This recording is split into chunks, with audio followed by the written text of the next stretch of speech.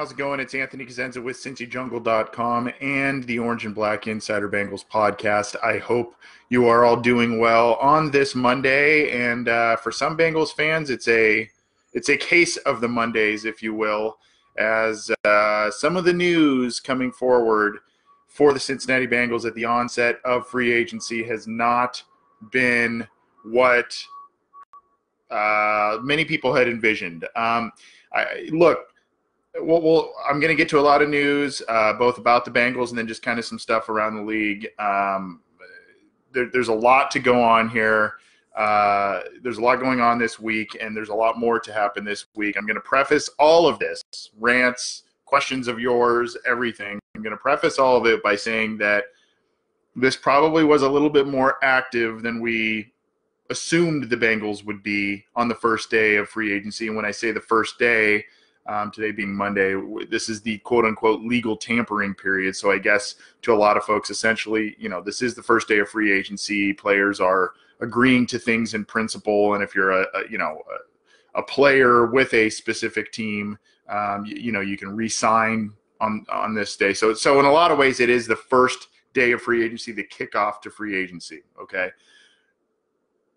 I don't know what the Bengals are thinking with the contract they gave to Bobby Hart. And I'm not a guy who likes to sit here and absolutely rip people about their jobs. And I mean, everybody's employed. Some people are better at their jobs than others. I don't like to mess with people's livelihoods and all of that. But that being said, this contract, this reported contract that the Bengals re-signed Bobby Hart to, a 3-year deal, $21 million for a guy that was one of the worst. I believe he was the 68th rated tackle by Pro Football Focus last year, and he played all 16 games, so there was a pretty big sample size. If you are a Pro Football Focus fan, that has to worry you, okay? If you are someone who just watches the tape more so than looking at certain metrics by Pro Football Focus, there are a lot of issues on tape from Bobby Hart as well. Compounding that is the fact, and we'll talk about this in a few minutes, but the fact that the Bengals essentially extended a tender offer to Alex Redmond, who was the starting right guard last year and had a lot of struggles himself, mainly in the way of penalties for Redmond. Hart was actually just basically pass protection. He just was not very good in pass protection. In bringing both of those guys back, you are essentially telling everybody, the coaching staff, fans, your players in the locker room, that you are sticking with the 5 guys on the offensive line that you trotted out last year, and it was one of the worst units in the NFL. Now, granted, Billy Price missed about 5 or 6 games last year because of an injury. They had to kind of shuffle things around. Even so, he struggled when he was out there. Trey Hopkins is another guy they extended a tender to, and we'll talk about that in a second. Trey Hopkins is a decent swing guy, spot starter, a good guy to have around, and to me, the contract he got should have been the one that was offered to Bobby Hart, not a $7 million a year on average contract to Bobby Hart, okay? Bobby Hart was a guy who was let go by the Giants after 2017 with poor attitude problems. There were workout question problems, and then he just wasn't very good, and the Giants line was awful that year. If you remember, that's why they went after Nate Solder and drafted the Hernandez kid in the draft. So they really had a bad offensive line in 2017. He was part of it, and they got rid of him. The Bengals pick him up as one of their free agency guys last year, and they did it. That was in February. That wasn't even in March because Hart had been cut. And all of a sudden, he starts 16 games, and now he gets this lucrative contract. Numbers are not quite out yet in terms of guaranteed money, in terms of, if there's a friendly opt-out by the Bengals later down the road. We don't know that quite yet. But if we're just taking as just kind of a macro view, $7 million a year, it puts him, I've heard, both the 9th highest or the 13th highest paid right tackle. Now, right tackles don't get as much money as left tackles, but it puts him basically as the 11th highest paid right tackle in the NFL. And that just is not based on his performance last year, based on metrics, whatever you want to use as a baseline, he is not deserving of that kind of deal. And to me, that this screams of a lot of different issues, right? Cincinnati always, as they do it through Jeff Hobson at Bengals.com. They do it through other, kind of mouthpieces, I guess, that they put out in the media. And it's not Jeff reports what he hears from the team because he's very close to the team. So it's not a Jeff Hobson thing. It's a Bengals thing. They tell you that there's not money to spend. They have the rookie pool. They have the in-season injury windfall fund, things that basically other teams never mention when they enter free agency. And the Bengals have been burned in the past by outside free agents in terms of paying some big money, and it just didn't work out. Antoine Odom, Antonio Bryant, But regardless, we're talking about a decade since the Antonio Bryant thing, and more so since longer than that for Odom. So you got to get past that if that's what they're hanging on to.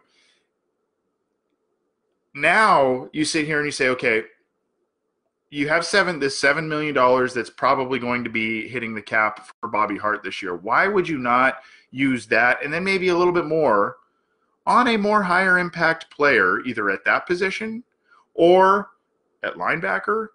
Quan Alexander, he got overpaid. We'll talk about that in a second. But that's a guy who could maybe help you a bit. There's C.J. Mosley still floating out there. He's probably going to demand even more than the $13.5 million per year that Quan Alexander is supposedly getting. Still, these are guys that are Pro Bowl players. These are guys that can help your team immediately. Bobby Hart was one of the worst at his positions last year. I don't understand this. I don't understand the mindset. For those that read my material, watch or listen to the Orange and Black Insider podcast I am hoping to get someone from the Bengals organization, be it a coach, somebody on the show to help explain the rationale behind this, because quite honestly, myself and others that follow this team, cover this team through the media, all of that, we don't get it. Go look at Paul Dehner Jr.'s Twitter account. Go look at Kat Terrell's Twitter account. Look at myself, Joe Goodberry, others at Cincy Jungle. Look around. None of us understand this deal. We don't get it. And I'm seeing fans here. Jay Long, $21 million. What in Sam Hell? More of the same by Steve Schlee. James Kell, apparently the hashtag new day is still the hashtag same day. Yeah, and really, that is very, very true. And like I said, it appears now that the Bengals are set to go into 2018 with the same 5 starting linemen on paper as they had in 2018, which was basically one of the worst offensive lines in the NFL. They were decent at run blocking at times. Joe Mixon, had a couple of 100-yard games to end. He had 3 100-yard games to end the year out of the last 4 games played. But even still, you saw a number of occasions where he was fighting guys off in the backfield right after getting a handoff because blocking was poor. So to me, if you sit here and if you're Zach Taylor and this new staff and you're inheriting this team and you say, you look at that unit both on paper, you look at the film, you look at where those players were drafted, all of that stuff, and you take that into equation and you come into 2019, you say, I want those same exact 5 guys in those same exact spots. I don't know. Now, as I mentioned, there were some tender options and this was prior to Monday, I believe it was Friday. The Bengals extended offers to restricted free agents, basically Trey Hopkins got a second-round tender, which was much higher. Obviously, he was an undrafted guy, so they value him pretty highly. He's going to make some decent money, I think. I don't think anyone out there is really going to give up a second-round pick to get Trey Hopkins, but I do think that was the right move by the Bengals. I think he's a valuable swing guy. I think he can play basically three positions on the offensive line: tackle, center, and guard. Center and guard obviously being his primary positions. I think that was a good move. So we'll see what happens there. Maybe he's the guy that ends up taking the right guard spot. Maybe the plan is to move Redmond to tackle. I'm getting some of those comments on Twitter. I don't see the athleticism there to make that move, to make anything better there. So to me, it looks like the Bengals are set to field the same 5 guys at the same 5 positions on the offensive line this next year, and that's saying something. But at any rate, just kind of on a related note, Brandon Wilson, the backup safety and special teams player, did sign his restricted free agent offer. It's a 1-year deal, so he will be staying with the Bengals. So, I mean, there's a little bit of good news there as a backup player. And then the Bengals made a pretty decent move, maybe a little more expensive than people thought, but CJ Uzomah signed a 3-year, $18 million deal to stay with the Cincinnati Bengals, and he will be staying with the team going forward. Very underrated and valuable guy. The reason I like this move, I don't really like the amount of money. I like the year amount. I think 3 years is a perfect amount for him. He's young. I like it because he has improved from year to year. I think that is a very there's been a noticeable improvement by Uzomah from year to year, and he came into the Bengals as a 5th-round pick as a project. I mean, he didn't even have a tight end position coach at Auburn. So, you gotta give kudos there. The Tyler Eifert and Tyler Kroft, we'll talk about Kroft in a second, both were injured for majority of last year. Uzomah was actually injured himself, shoulder injury. I actually specifically remember early in the season when he kind of had like a stinger-looking thing on his shoulder, and it kept coming back, and I think he left the Cleveland game briefly, but came back, set career highs in receptions, yards, and touchdowns. I think he had about, I think it was 42 catches, 439 yards, and 3 touchdowns. So, good for him. He's earned a pay raise. I don't know that he's earned necessarily $6 million a year, but you know what? You look at the NFL landscape, guys are just making more money everywhere. Even guys that really aren't that great of players are not making more. And the Bengals decided probably they have 4 free agent tight ends entering the market. So they probably decided, maybe we'll pay 2 of them, maybe just 1. And if it came to Uzomah and Kroft, they decided to give that money to Uzomah, higher upside, more athletic, and do a little bit more as a receiver. Now, Kroft did have a good year in 2017 as a red zone target. He led the team in touchdown, or I think he was second on the team in touchdown receptions with 7. So, I mean, he can do some things as well, but I think the upside is there for Uzomah, and, perhaps he's a guy that can thrive a bit more in Taylor's offense going forward. We don't know the future of Tyler Eifert. We don't know if the Bengals are going to try and get him. I have heard nothing on this first day of free agency in terms of teams being interested in him, and quite likely he's going to be a later signing by whoever. He's probably going to be a guy that is signed after the market kind of settles and the rest of the teams look out there and say, okay, what holes on the roster did we not plug? Who can we get for a bargain type of deal? Who can we, maybe even a guy that they wait till after the draft to see who they even get then. This is a tight end heavy draft, a lot of talent at that position. So maybe teams, if they don't get the tight end they want in the draft, maybe then they look at Eifert, make sure he's healthy, and go from there. So we'll see what happens with Eifert. I think tentatively, if you read between the lines and you see some of the comments that Eifert has made, I think he wants to return to Cincinnati. I don't know how much the Bengals want him back. There's an article I wrote for CincyJungle.com discussing the pros and cons, system fit, health,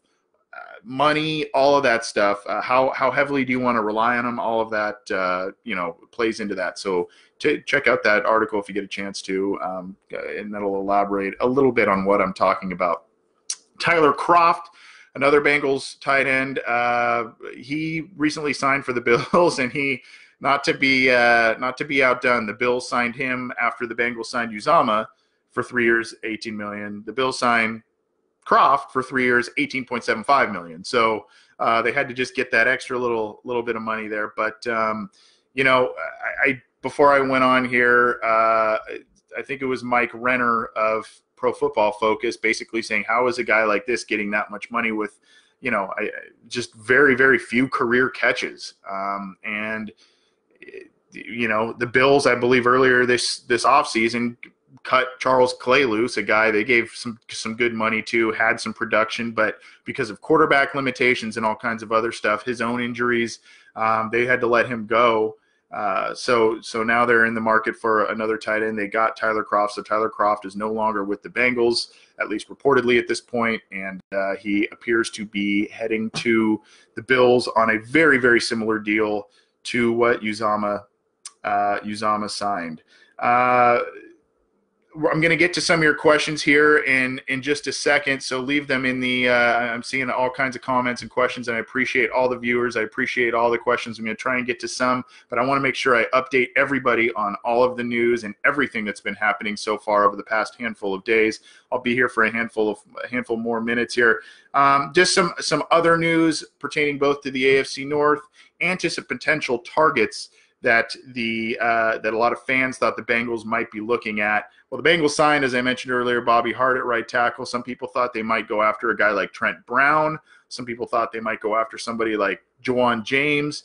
Juwan James is apparently leaving the Dolphins. There's been some interest by the Broncos. You would think that that would have made sense given the immense need at right tackle and Zach Taylor's previous connection. James played under Taylor when Taylor was a spot offensive coordinator, an interim offensive coordinator for the Dolphins a handful of years ago. So you would have thought there would have been a connection there. Guess not. So Juwan James is probably off the table for the Bengals. Trent Brown signed with the Raiders, who have just had a crazy offseason so far, following a crazy kind of offseason kickoff to the season and in season last year. But the Raiders signed Trent Brown, and he's a guy that's basically getting record-breaking money with the Raiders there, which is interesting because last year the Raiders drafted 2 tackles with within their first 3 picks. Colton Miller was one, and then I can't remember the guy's name. Parker, I believe, was his last name.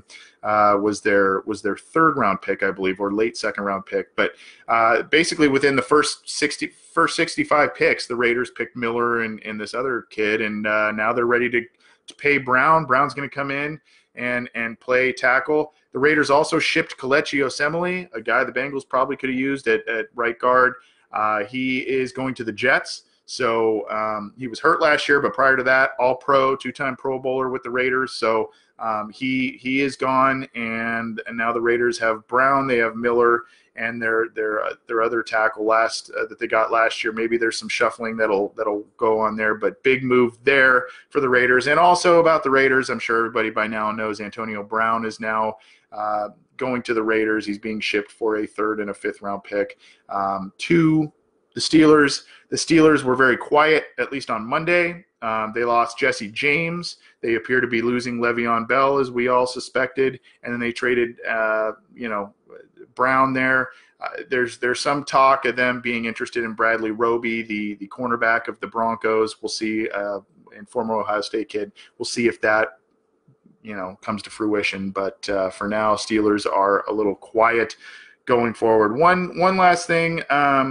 Well, a couple last moves here. Landon Collins went to the Redskins on a crazy deal, 6 years, about $85 million, for a guy that has some limitations. I mean, he's a playmaker, he's a tackler, he can make a lot of plays, but he has some limitations as a safety. So much so that a lot of people thought that he would be kind of a hybrid safety linebacker for a team. But huge deal. Redskins signed him away from their division rival. And another guy that, some people thought, I mentioned him earlier, could be a connection to the Bengals is Quan Alexander, the linebacker from the Buccaneers, is heading to the 49ers on another big deal. Basically missed most of last year with a knee injury, and he's getting $13.5 million on average. So, it's just a big deal for him. The one thing I want to there's one thing I want to address in just a second here, just to talk. I want to look at your comments and questions here on the Facebook Live. Ethan McDaniel, any chance we get one of these high-profile free agents? Well, that question is relative, because obviously high-profile free agents, I just mentioned some that we thought were good fits: Juwan James, Landon Collins, Quan Alexander, Trent Brown. We thought these guys would be good. We knew they'd be expensive, but we thought they would be good fits for the Bengals in terms of position, the history with the coaches, all that kind of stuff, and they went on and chased big money. high-profile free agents to the Bengals means their own guys that they think are coveted greatly outside of the building. And apparently, in some sort of bidding war on themselves, the Bengals decided it was so urgent to re-sign Bobby Hart that they did it on the first day of free agency. So going back to my rant earlier, to them, and that's how they're going to probably parlay it to the fans. I hate to break it to you. They're going to parlay that as a big free agent signing, a high-profile free agency signing.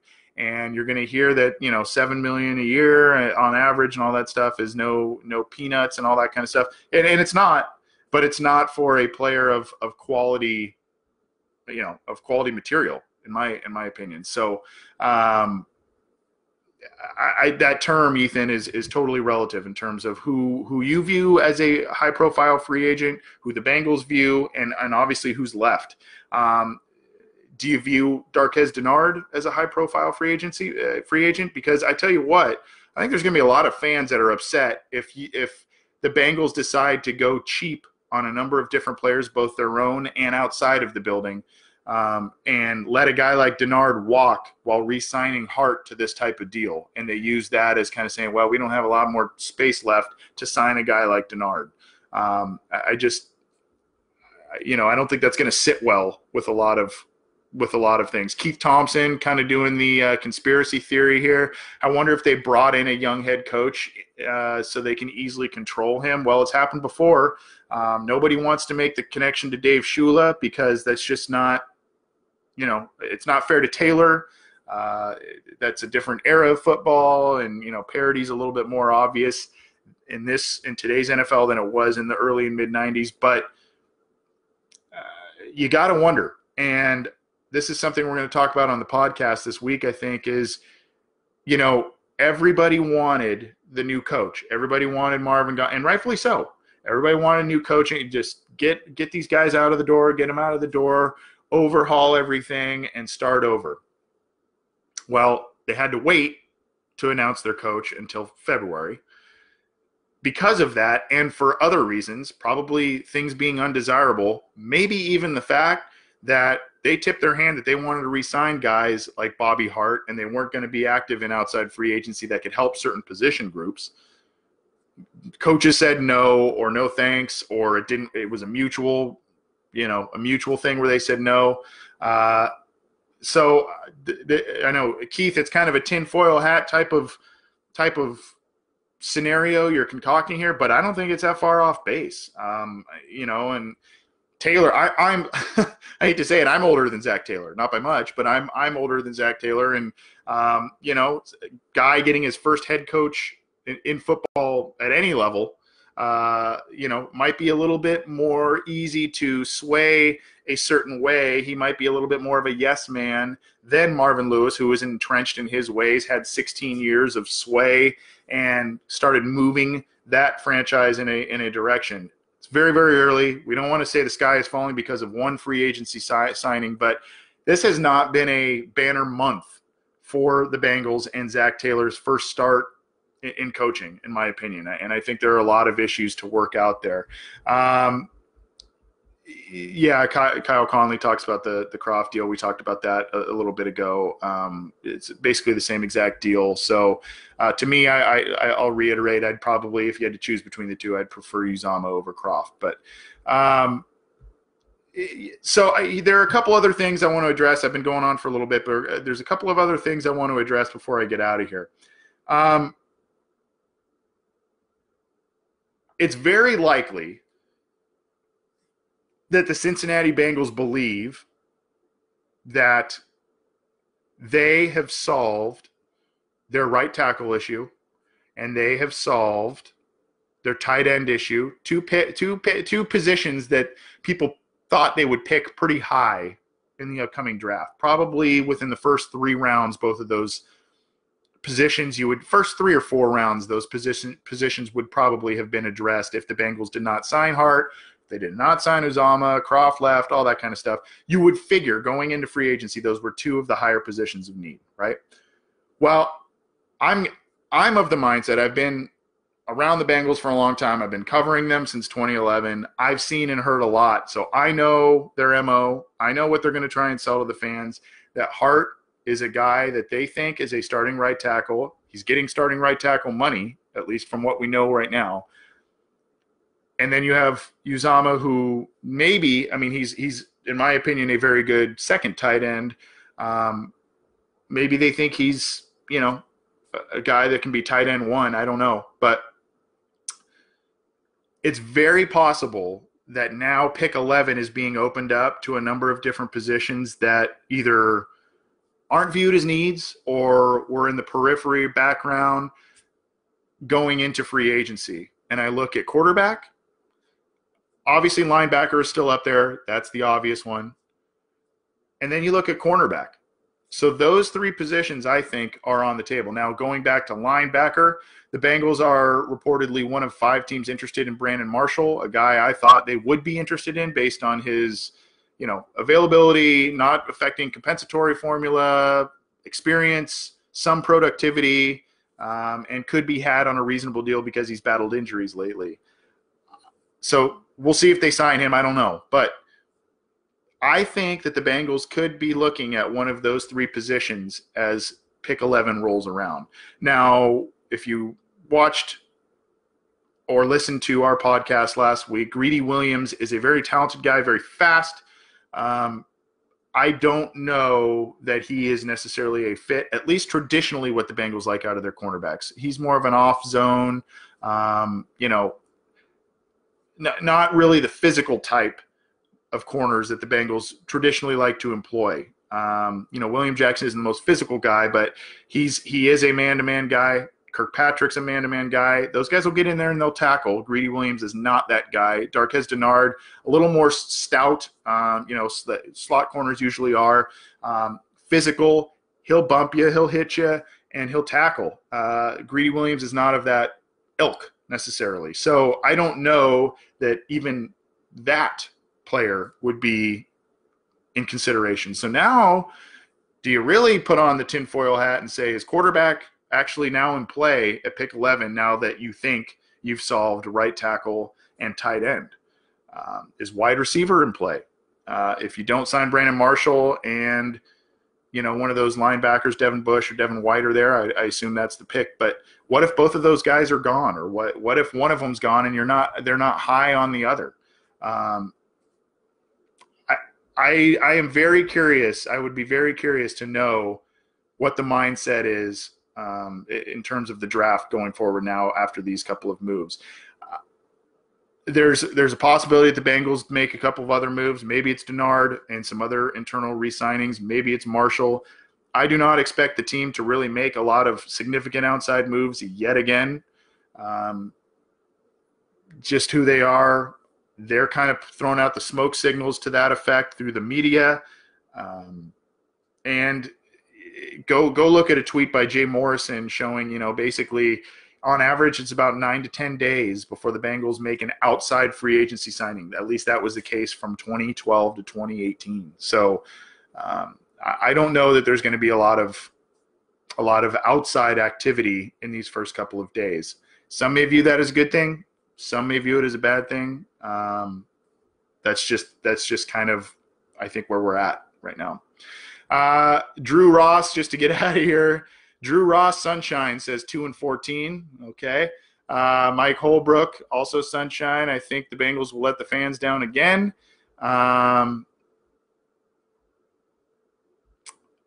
James Kell says quarterback is not the main problem. Need a linebacker or corner. Probably. Rod Knight says White or Bush at 11. Those are the 2 linebackers.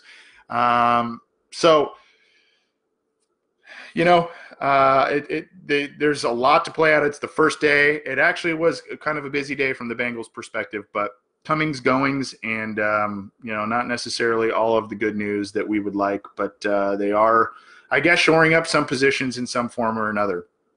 You can get all of the news, opinions, analysis, all of that on CincyJungle.com. You can also check out our podcast with myself, Anthony Cosenza, and Cincy Jungle contributor John Sheeran, the Orange and Black Insider. We record usually on Wednesday nights, So check that out. And, you know, it's on iTunes, it's on Stitcher, Google Play, all that kind of stuff. So check that stuff out.